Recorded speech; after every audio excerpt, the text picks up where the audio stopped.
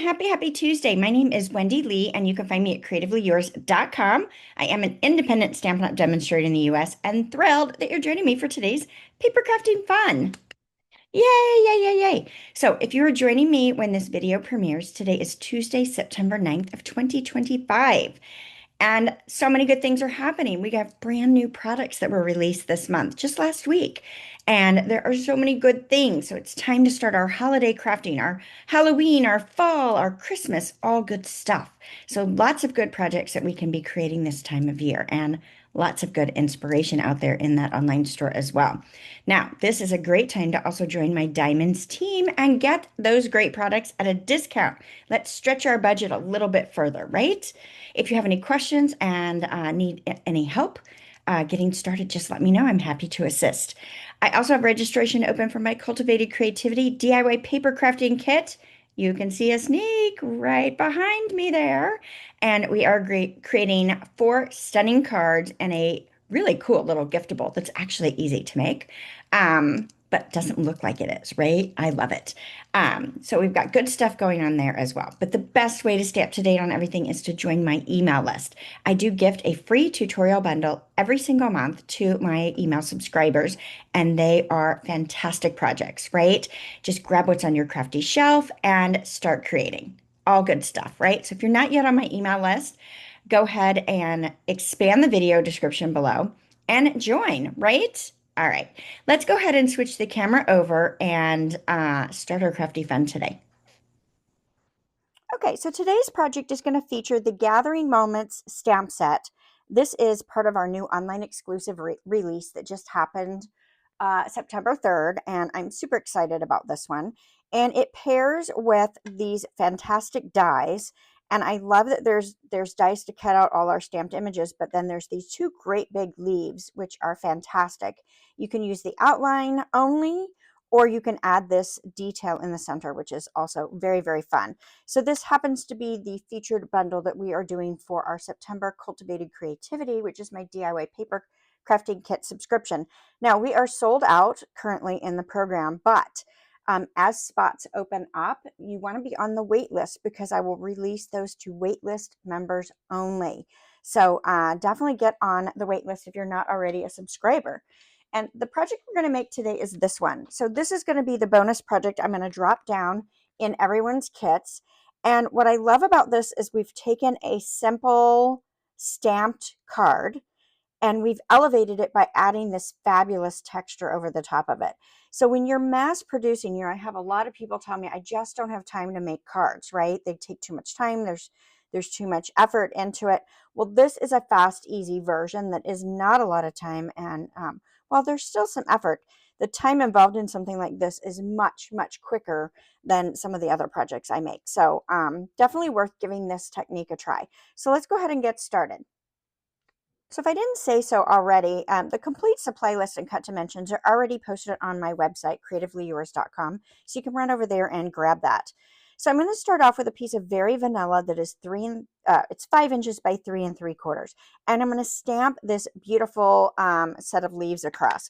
So I'm going to start in the center with my old olive ink pad. Let's see, maybe we'll put this on the side. I want to make sure you guys can see this in the video. And what I found is that it's so much easier if you start in the center, right? So I'm going to start in the center and stamp my old olive. I like to leave my ink pads super juicy. So you're going to see my colors are going to be fairly dark when I'm stamping, but they will lighten as they dry a little bit. So I do have a Stamp and Scrub and Mist handy so that as I work across here, I can clean the stamp in between each color. All right, so next I'm going to go to the opposite end and I'm going to stamp my crushed curry leaf. This way I can make sure that my spacing is great between colors. Okay, let's do Real Red next. Okay, and we're going to put this on the opposite end. And you notice I'm turning the leaf as I go. I want it in different directions because I want to create the look of falling leaves, right? Because I think that's super cool. So now we're ready to fill in. So I'm going to use Timid Tiger as my first color here. And I'm just going to put it between these 2 leaves. I can go up a little bit. I can go down a little bit. There is no right or wrong way to do this, which I think makes it part of the fun, right? The last color I'm going to bring in for the leaves is Mossy Meadow. So a little darker green, and I'm going to drop this one down just a smidge. So I decided not to mask. I went ahead and overlapped as they were. I think it looks good. If that bothers you, you could mask them so that you don't see the other leaf behind them, so that they look like they're all, stamped in front of or behind each other. So now I'm going to bring in Cherry Cobbler, and I'm going to stamp my sentiment right underneath my leaves. Yay, not too bad, not too crooked. So you could leave this layer as it is, but look what it does once you add that texture. It adds so much character to it that really elevates this card. Now, I think it's beautiful without it, but I think it does add another layer of excitement to it. Oh, I almost forgot. Let's add a little bit of this detail here with our basic beige. It's super subtle, but I think it's a fun little kind of a background stamp. So there's a couple of them in this stamp set, and I think it's really, really pretty. So I'm just going to stamp it in a couple places, right? You can do as little or as much as you want. Maybe I'll put a little bit right there. So it's entirely up to you on what you want to do. Now, I find that my basic beige ink will sometimes take on a green cast, and sometimes it takes on a more brownish. I think it depends on what colors you pair it with, really. The next thing I want to do is I'm going to take this layer and I'm going to put it right inside my exposed brick embossing folder. Love this one. Definitely one of my all-time faves. And I'm going to go add some texture to this. I'll be right back.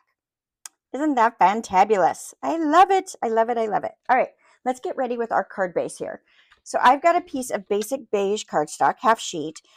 So this is 5.5 by 8.5, and I'm just folding it in half, and I'm going to give it a good burnish with my bone folder. Now I want to bring in a layer of Very Vanilla that is 5 3/8 by 4 1/8. So it's just going to give me a nice skinny border on the outside of my card base here. I just think it's fun to change the width of your layers, mix and match a little bit as you go and as you build. Does it need this layer? I don't know. Do we? I love it. I love all the extra layers.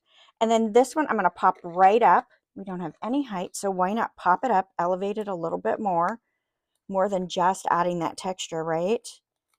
We can do it. Yes, we can. All right, and I'll take the backing paper off of these. Today's card's fast and easy. Of course, we're going to bring the design to the inside, so we're not quite done yet.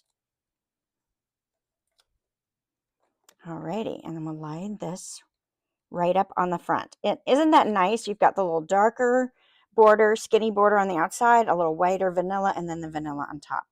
So pretty. Love, love, love, love. All right, so I do want to add a little bling. So I didn't want to get carried away and add so many to this. Like you could like sprinkle on a ton of them and it would be amazing. But I wanted to keep, again, this pretty simple and something that would be easy to mass produce, right? So I've got these gorgeous adhesive back metallic gems, and I like these. They are not as tall as some of our previous ones, and so I really do like these. And they have multiple finishes. So there's the silver, the gold, the copper, and 2 different sizes. So I've got a strip left here. You can use either colors and either sizes, right? Any of them works. So I'm just going to add a little one right there on the front, and that's it. We're keeping it simple today, right? Not going too crazy.